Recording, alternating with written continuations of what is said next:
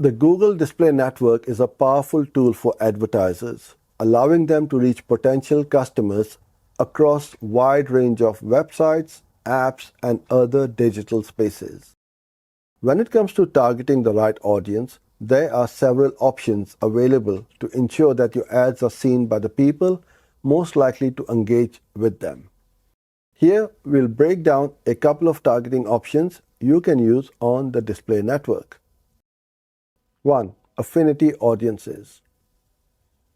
Affinity audiences allow advertisers to target people based on their interests, lifestyles, and behaviors. These are users who have demonstrated a consistent interest in specific topics over time. For example, if you're selling fitness products, you can target individuals who are part of the fitness buffs affinity audience.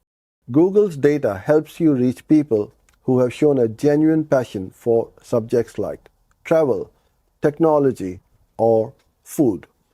This way, you're not just reaching anyone, you're targeting those people who are more likely to engage with your brand.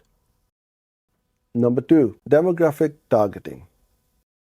Demographic targeting lets you focus on specific characteristics of your audience, such as age, gender, parental status, or household income. This type of targeting is great for businesses that have a more defined audience in mind.